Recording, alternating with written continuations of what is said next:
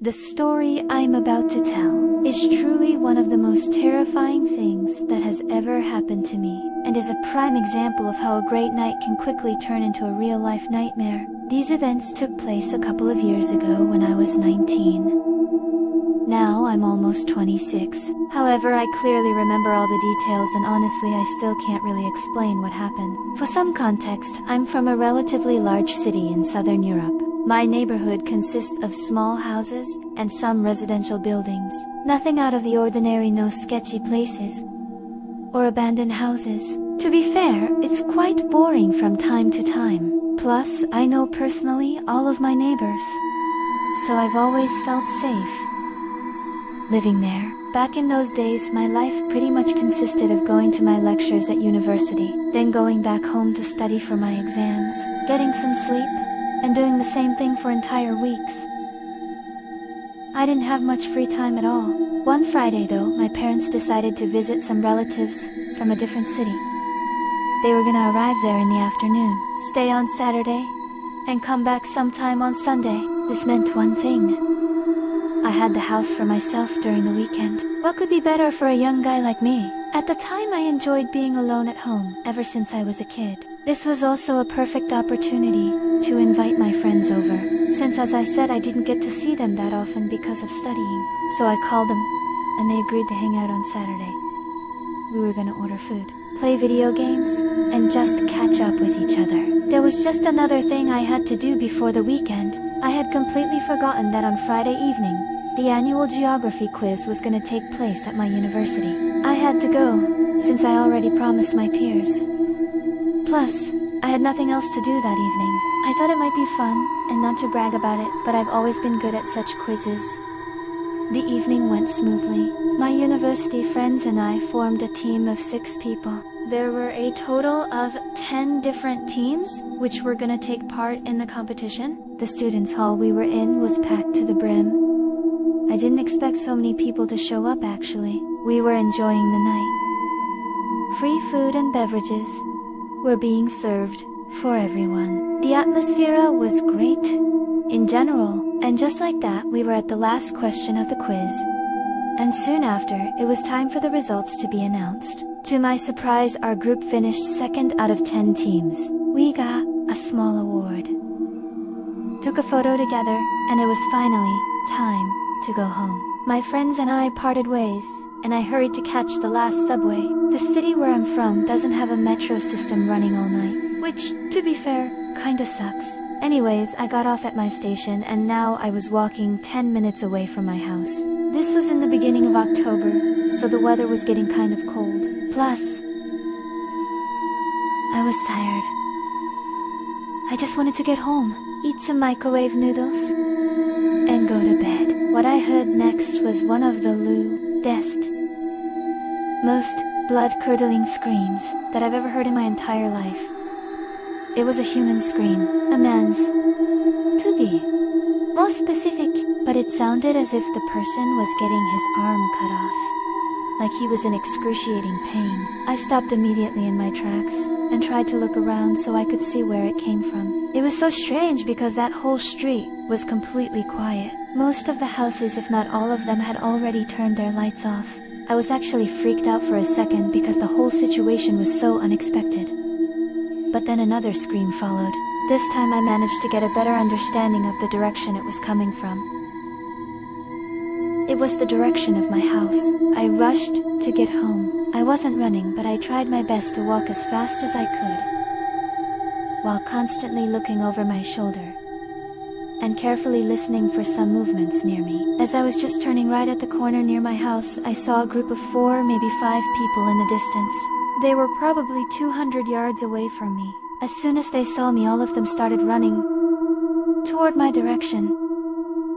I was taken aback by this. I asked myself why on earth someone would do that just by seeing a random person on the street. My instincts kicked in and told me to run. This time my house was right between my position and theirs, but luckily much closer to me than the group of people who were now shouting some unintelligible things. I got to my front door, and just as I was trying to unlock it, my keys fell on the ground like in a fucking movie. I picked them up, but before turning the key, I decided to have a final glance at those men. All of them were homeless looking with dirty, ripped clothes. Seeing this, I knew I did the right thing to run. Finally, I got into my house, then closed and locked the door as fast as I could. I was breathing so heavily and all kinds of thoughts were going through my mind. For example, that they were gonna break in any second now and that my parents were not at home, meaning I was all alone. I stayed and listened next to the door in complete darkness for what felt like an eternity. But it was probably a couple of minutes. Nothing happened. Everything was silent outside. This was somewhat reassuring but very weird at the same time. Deep down I knew the danger had not passed yet, and most likely the attackers were still out there. After a minute or so I slowly got up and went to look through the window. There was no one. I went to the other window near the kitchen and, yet again, couldn't see anyone. Just an empty street, with the wind blowing the tree branches. Still, I decided it would be better to dial 112 and report all the strange things which happened that night. I explained everything to the lady on the phone, including the screams I heard earlier. To be honest, she wasn't so helpful at first. For some reason she kept asking me multiple times if I knew the people who ran after me, and since I wasn't harmed, they pretty much can't do anything. At the end, she said she'll send a police car to patrol the area, and that they'll keep me updated if they see anything suspicious. I thanked her and got off the phone. Maybe 15 or 20 minutes later I saw a police car moving slowly through the neighborhood and passing my house. This was when I decided it was time to get some sleep simply because I was so exhausted. It was way past midnight at that point. The next morning I tried my best not to think of the events from last night, but there were so many questions in my head that still remained unanswered. My best friend called and said our other friend is feeling sick so he won't be coming today. So it was just me and him hanging out at my house all day. Before him leaving, I decided to briefly mention yesterday's story without much details so I didn't get him worried. We joked about it, but at the same time I saw he was genuinely concerned about me. My parents called too and asked if everything was okay. I said yes since I knew how easily my mom gets worried. I was gonna tell them, but I wanted to do it after they arrived back home in the evening. Before bed, I double-checked all the doors and windows in the house to see if they were locked. I turned on a movie on the TV, and I slowly started forgetting everything that happened last night, until maybe an hour into the movie, I could swear I heard a loud bang from outside. It sounded like someone threw a rock at the house. I grabbed the remote and turned the TV off so I could better hear. I wasn't sure if it really happened, or the paranoia was making me hear things again. Complete silence. I didn't know what games were being played here, but slowly the fear was turning into annoyance and anger.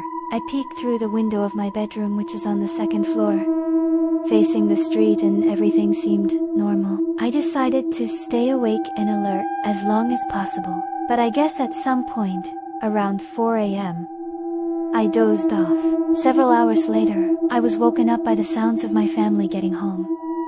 It was already around noon. I had slept throughout half of the day, basically, which is unusual for me. At first they joked that I looked like I had just woken up and asked to help them with their bags from the car. I thought it was time for me to tell them about everything that happened those past 3 days, and as I expected, they got very upset and worried. But at the same time, they were glad I was okay. A week later, we decided to install cameras in front and in the back of the house, and nothing similar has happened again. I never got an update from the police either. To this day, I have no idea what could have caused those people to chase after me. Who was that screaming man and why was he in such distress? Was he an actual victim of the lunatics? Or was this some sort of sick strategy by them to lure people closer? Chase after the potential target, then rob them, or even worse. Lastly, was the sound I heard on the second night connected to all this? Or was it just my mind playing tricks on me? I've asked myself the same questions a million times, but I'll never be certain enough to know the truth.